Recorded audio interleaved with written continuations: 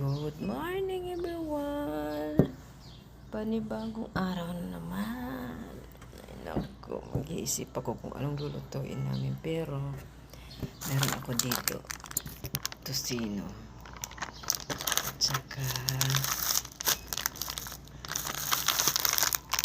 skinless longganisa. Gustong gusto to ni Patrick. Ito yung lulutuin ko ngayon sa kanya breakfast. Tapos may kanin, itlog. Gusto niya ng scrambled egg, kaya yan ang almusal. Hindi muna ako pabili ng malunggay pandesal. Lagi na lang siya malunggay pandesal. Kaya yan ang lulutuin ko sa kanya. And guys, pwede lang magdala pabalik ng tocino. Dadala talaga ako. Masarap ng tocino. Tsaka ang mahal. Wala ito sa Asian store. Iba yung tocino nila. Ito yung gustong gusto ko na tocino. Fantastic. Yan, sarap siya. Mamaya lutuin. Maya-maya. Kaya, tapos punta kami ng Haro ngayon.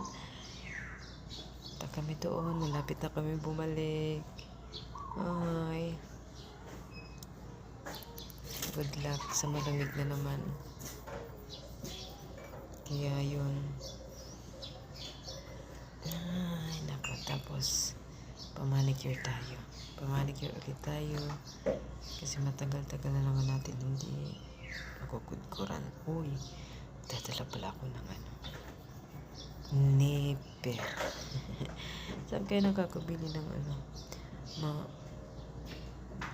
ganda na nipper? Kasi sa Watson wala akong masyadong makita yan. Dadala ako niyan kasi gaano na lang tayo. Kudkud na lang tayo mag-isa. Matagal-tagal yung sunod natin na bakasyon. Kaya ngayon, magdala-dala tayo ng mga kailangan pabalik. Sana hindi mainit ngayon para matagal kami sa Haro. Yun guys, magluto muna ako ng breakfast para pupunta na kami ng Haro. Ala guys, na tanggal na yung tahi niya. So, piklat na lang siya. Ang laki kaya ng tanggal dyan.